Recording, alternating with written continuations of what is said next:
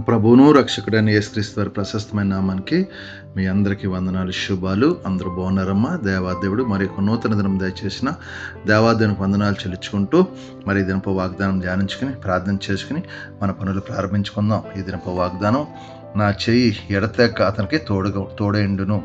కీర్తన గ్రంథం 89:21 మాట, నా చెయ్యి ఎడతెక్క అతనికి తోడేండును, నా బహుబలం అతన్ని బలపరచును. మరి ఈ మాట భక్తుడైన దావీదుతో మరి దేవదేవుడు అంటున్నాడు, నా చెయ్యి ఎడతెగక తోడు. అది ఎప్పుడు మరి దావీదుకు తోడే అన్నాడు దేవుడు. ఎప్పుడు కూడా దావీదు కూడా ఎప్పుడు కూడా దేవుని స్తుతిస్తూ ఉన్నాడు, ఘనపరుస్తున్నాడు, మహింపరుస్తున్నాడు. కాబట్టి ఈ ఎడతెక్క దావీదుకి దేవుడు తోడుగుండి తన బాహుబలాన్ని అతను బలపరిచాడు. తన బాహుబలంతో అతను బలపరుచుండేవాడు. ఏదైనా కష్టం వచ్చినప్పుడు, శ్రమ వచ్చినప్పుడు మరి దేవుడు అతను బలపరుస్తుండేవాడు అనమాట. అందుకే అతన్ని బహుగా దీవించాడు, ఆశ్రయించాడు. అందుకే నా చెయ్యి ఎడతెగక దేవుడు ఎప్పుడు కూడా మనతో ఉంటాడు, మనతో నడుస్తాడు. మనం చేసే పనులు దేవుడు తోడే ఉంటాడు. కాబట్టి దావీదుకి ఎట్టిదిగా తోడేండి, ఎడతెగక అతను సహాయం చేసి ఉన్నాడు. మనకు కూడా తోడేండి. మన ప్రతి పనులు దేవాదేవుడు సహాయం చేసి ఎడతెగక అని స్తుతించాలి. గణపరచ కృప దేవాదేవుడు మనకు దయచేయను గాక. చూడండి 21వ వచనంలో, నా చెయ్యి ఎడతెగక అతను తోడేండును, నా ఎడతెగక తోడేండు, నా బాహుబలతో బలపరచును. మళ్ళీ ఏమంటున్నాడు చూడండి, ఏ శత్రు అతని మీద జయం అందడు. ఏ శత్రు కూడా దావీదు మీద జయం పొందలేదు. ఎందుకంటే దేవుడు ఎడతెగక తోడే అంటున్నాడు. కాబట్టి అతను ఏమంటున్నాడు, ఏ శత్రు అతని మీద జయం అందడు. దోషకారులు అతని మీద అతని మీద దోషం చేసిన బాధపరచని చూసిన సౌలు ఎంతగానో అతను బాధపరచలేకపోయారు అతను. ఆమేన్, హల్లెలూయా. కాబట్టి ఇది నాన్న ఏమంటున్నాడు దేవాదేవుడు, అతను ఏ శత్రు అతను జయం అందడు, దోషకాలంలో బాధపరచనివ్వకుండా దేవుడు. అంతే. ఎందుకని శత్రువు మీద జయం ఇచ్చే దేవుడు మన దేవుడు, అతని మీద జయం అందనివాడు. ఎందుకంటే అతనితో మనం నడుస్తున్నాం. కాబట్టి ఎడతెగక దేవుడు మనకు తోడే అంటున్నాడు. కాబట్టి అతని బాహుబలంతో మనం బలపరుస్తున్నాడు. కాబట్టి దేవుడు ఏ శత్రు అతని మీద జయం అందేవాడు కాదు. అలాగే మన జీవితాల్లో కూడా ఎప్పుడు కూడా విజయాన్ని ఇస్తాను, అపజయం ఇవ్వడం. ఎందుకంటే అతనితో నడుస్తున్నాం కాబట్టి అతని చిత్తం నెరవేరుస్తాం, ఆయన చిత్తం నెరవేరుస్తున్నాం. కాబట్టి అతని 23, అతని ఎదుట నిలవకుండా అతని విరోధులు నేను పడగొట్టేదును, అతని మీద పగబట్టిన మొత్తేదు. దేవుడే మొత్తాడు, పగబట్టిన దేవుడు మొత్తాడు. అతని విరోధుల్ని దేవుడే పడగొడతా. దేవుడే యుద్ధం చేస్తాడు వాళ్ళతో. ఎందుకంటే దేవుడు అతను దావీదుకి దేవాదేవుడు హృదయానుసారుడు.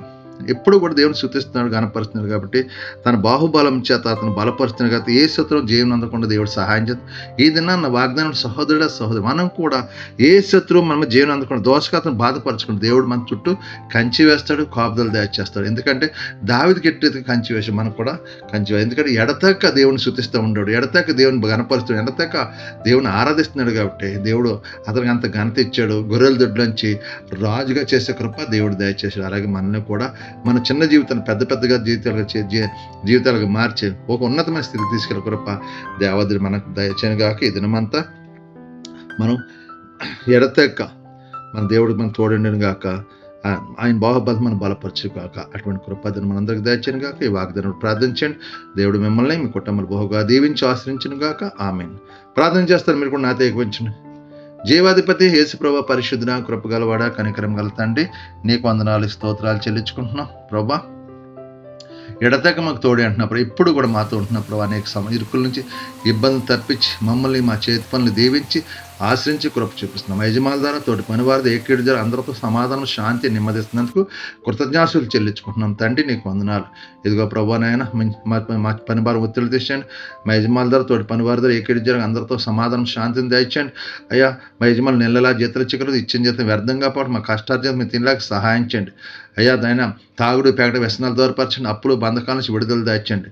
అలాగే ప్రభువైన పరిశుద్ధాత్మ దేవా, అయ్యా ఎవరైనా బలహీన బిడ్డలు ఉంటే ముట్టండి, స్వస్థపరచండి. ఏ సునామలు ముట్టి స్వస్థపరచు. నేను స్వస్థపరిచి యెహోవా నేను స్వస్థపరచండి, విడుదల దాచండి, కృప చూపించండి, దీవించమని మిమ్మల్ని మీరు మహింపరచుకుని గణపరచమని అయ్యా నేను అయితే ప్రార్థిస్తున్నాను. సహాయం కార్యమీరు చేసి ఇద్దరు పుట్టినరోజు పెళ్లి రోజు జరుపుకున్న బిడ్డలను దీవించు, ఆశ్రయించు. అలాంటి పుట్టినరోజు పెళ్లి రోజులు జరుపుకున్న కృప నీ బిడ్డలకు దాయిచ్చమని అడుగుతున్నాను. తండ్రి నీకు వందనాలు, స్తోత్రాలు. అయ్యా ఇంకా ఎవరైతే వివాహాల కోసం వివాహాలు జరిగే సహాయం చేయండి. గర్భాలతో గర్భాలు వచ్చి నార్మల్ వచ్చి సహాయం చేయండి. కుటుంబ సమస్యలతో బాధపడి విడుదల దాచండి.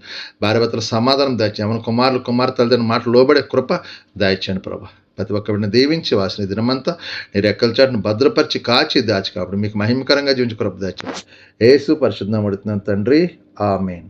వందనాలమ్మ, వందనాలు. దేవుడు మిమ్మల్ని మీ కుటుంబాన్ని బహుగా దీవించి ఆశ్రయించే కృప దేవుడు దయచేయను గాక. ఆమేన్. వందనాలు, వందనాలు.